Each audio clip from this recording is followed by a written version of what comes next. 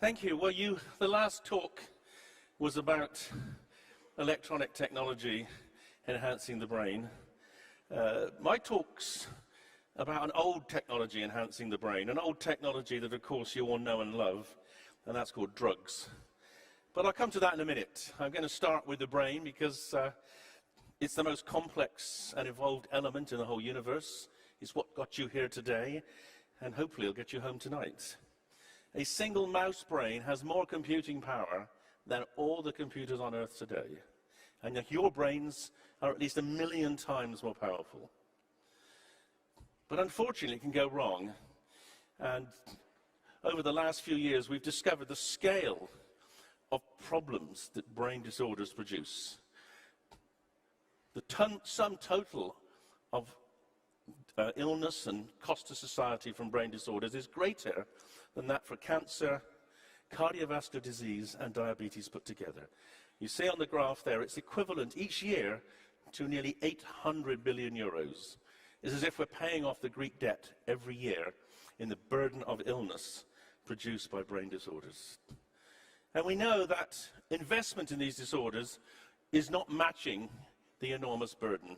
Here you can see on the left-hand graph, the red circle, brain disorders are way outside the predicted line of investment. They're the largest disability, and the investment is disproportionately low.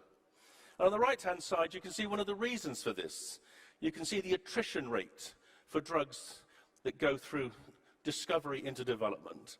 And look at the second cylinder there. You can see that Alzheimer's drugs, 200 Alzheimer's drugs in development, only one reaches the clinic. The brain is a very difficult organ to treat. And why does the brain go wrong? Well, it goes wrong because of external influences, malnutrition, still a big problem, parental and other abuse, psychological and physical, toxins, particularly alcohol.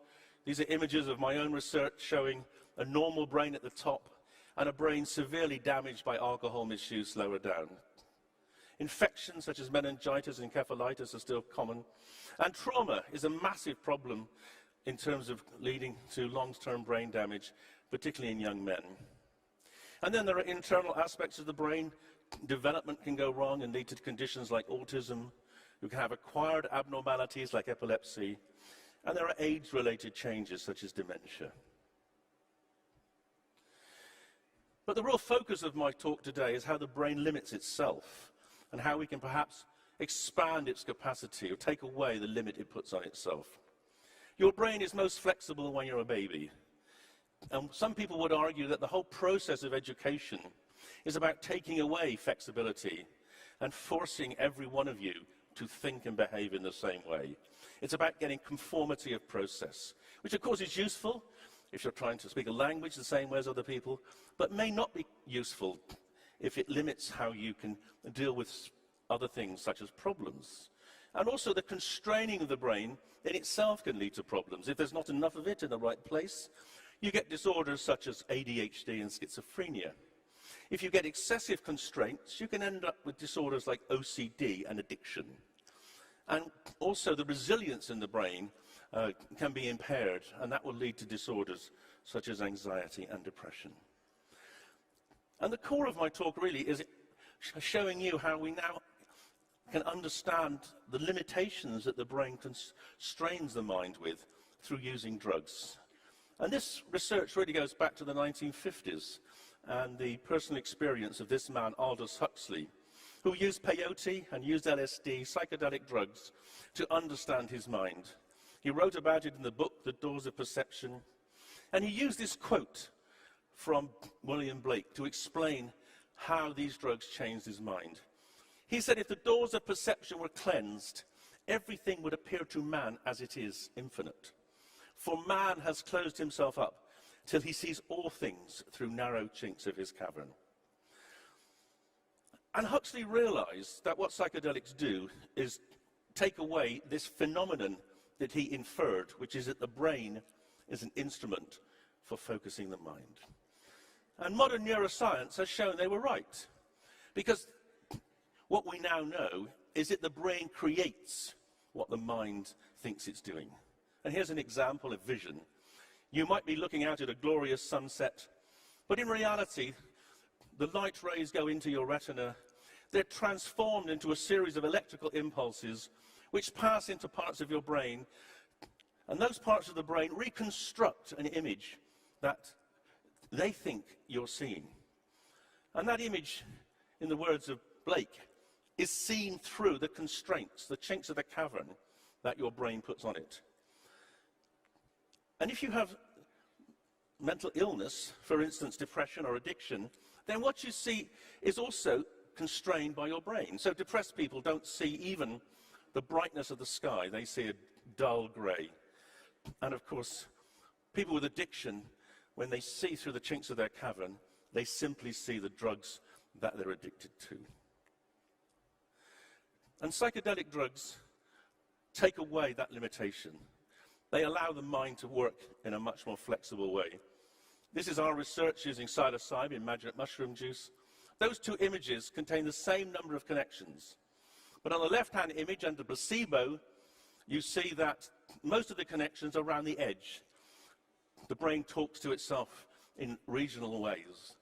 But under psilocybin, there's a massive crosstalk, much more integration. Parts of the brain which haven't talked to each other since you were children are able to engage. And that's how people can get new insights and also potentially overcome damage or dysfunction of the brain. And here's another study using LSD showing essentially the same thing. On the left-hand side, you see the visual cortex is normally very local in how it works. But under LSD, when people have their eyes closed, they can see enormously vivid, interesting sets of images. And that's because the brain is much more interconnected under LSD than normal. And here you see the visual cortex connects to most of the rest of the brain in that state.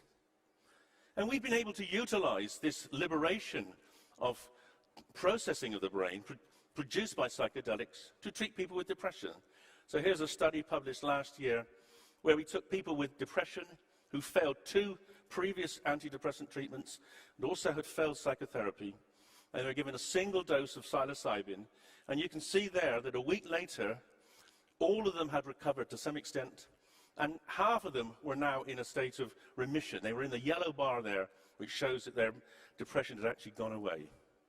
And that's not the first evidence that psychedelics have therapy or have therapeutic uses. We also have evidence from around the world that psilocybin can be useful in helping people deal with alcohol dependence, with smoking dependence, with obsessive-compulsive disorder. And most recently, 2 major studies showing it can help people come to terms with the anxiety and the depression, which almost always accompanies a diagnosis of a terminal illness. So these drugs can have potentially enormous opportunities for helping people deal with mental distress. And it's not just psychedelics that can have that potential. Many illegal drugs have medical uses. So for non-psychedelics, there's MDMA, ecstasy, where there's good evidence in post-traumatic stress disorder, and also some studies going on in addiction. And of course, there's cannabis, where we have a range of different disorders, from pain, spasticity, cancer, epilepsy, inflammatory diseases, and also sleep disorders. All of these potentially are amenable to treatment with cannabis. So why don't we use these drugs? And that's because the WHO and the United Nations have said they're too dangerous, which is certainly untrue. I can tell you categorically, none of our patients died in the experiments we did on them. Most of our governments perpetuate this lie. And many of us, hopefully not you, have got closed minds. We do not want to believe that these might have therapeutic utility. So I want to say to you now, surely now you, if not everyone, should accept the fact that these drugs potentially could be very important medicines. And for the sake of the millions of people in the world who could be helped, it's time to say there should be no limits to the therapeutic research we do with these drugs. Thank you.